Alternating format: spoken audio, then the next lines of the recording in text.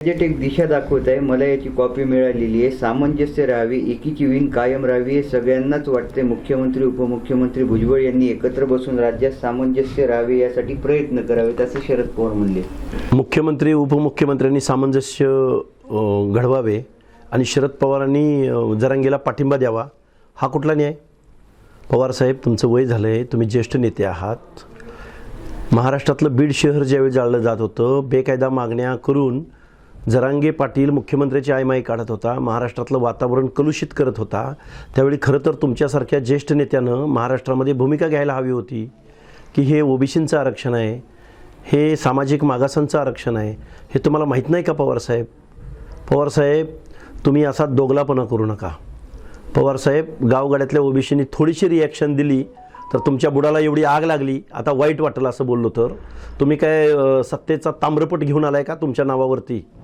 त्यामुळे सत्ता, लोकशाही, संविधान सर्वश्रेष्ठ आहे. त्यामुळे तुम्ही जर आम्हाला इग्नोर करत असाल, आमच्या रिॲक्शनला जर सामाजिक वीण उसवली असं म्हणत असाल, अरे गावगाड्यातला 60% ओबीसी समाज एकत्र येत असेल तर सामाजिक वीण कशी उसवते? म्हणजे 10% लोकांनी आमच्या आरक्षणामध्ये घुसायचं, आमचं आरक्षण हिसकावून घ्यायचं आणि आम्ही गप्प बसल्यावर मग तुमची वीण व्यवस्थित राहणार का? हे शरदचंद्रजी पवार हे सरंजामदारी भाषेतून बोलत आहेत. कारण ओबीसीची रिॲक्शन त्यांनी आयुष्यात कधी बघितली नाही या महाराष्ट्रामध्ये. कारण ओबीसीमधल्या एका माणसाला पुढं घ्यायचं, त्याला संपवायचं. बात फुले शाहू आंबेडकरांची करायची, राजकारण मात्र पाहुण्यारावळ्यांचं आणि स्वतःच्या कुटुंबाचं करायचं.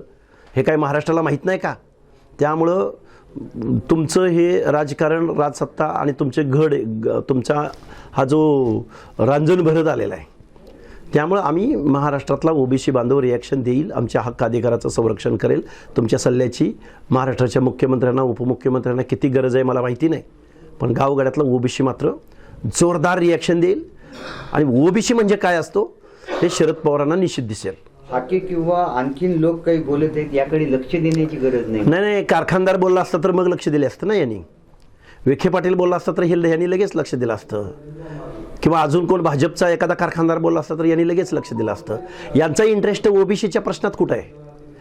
शरद पवारांचा इंटरेस्ट, सुप्रिया सुळेचा इंटरेस्ट, रोहित पवारचा इंटरेस्ट, अजित पवारचा इंटरेस्ट, कारखाना कुणाचा बंद पडला आहे तो कसा आपल्या ताब्यात घेता येईल, कुठल्या शिक्षण संस्थेची जमीन हडप करता येईल, कुठल्या शिक्षण संस्थेच्या डिरेक्टरेट बॉडीमध्ये आपल्या सगळ्यांना जाता येईल, याच्यामध्ये त्यांचा इंटरेस्ट आहे ना.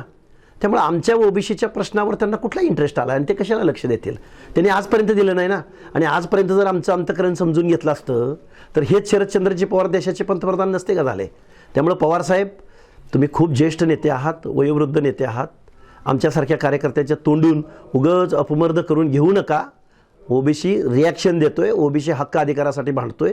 ओबीसीच्या कार्यकर्त्यांना बदनाम करण्याचा, इग्नोर करण्याचा प्रयत्न करू नका, नाहीतर तुम्हाला आम्ही घरी बसवल्याशिवाय राहणार नाही.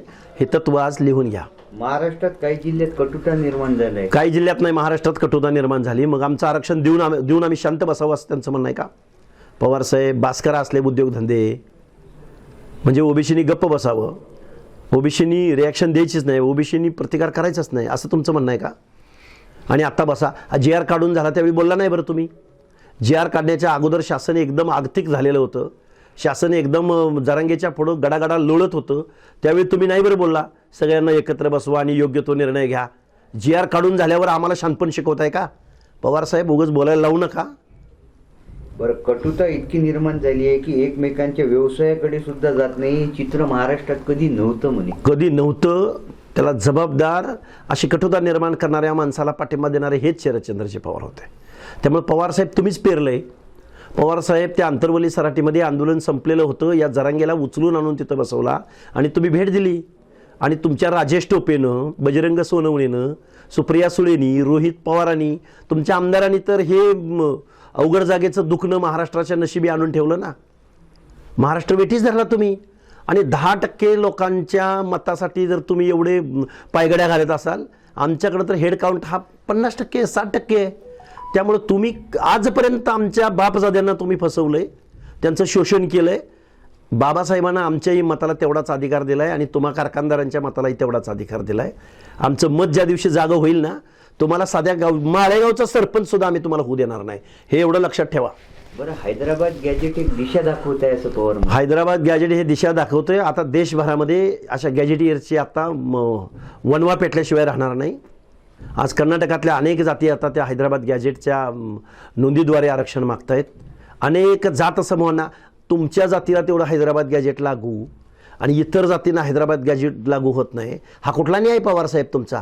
आणि दिशा दिली ही दिशा या सत्ताधाऱ्यांचं आणि बेकायदा GR काढणाऱ्यांचं आणि बेकायदा मागणी करणाऱ्यांचं घर उद्ध्वस्त केल्याशिवाय, वाडा उद्ध्वस्त केल्याशिवाय हा GR थांबणार नाही, हे मी निश्चित सांगतो. ओके. ABP माझा, उघडा डोळे बघा नीट.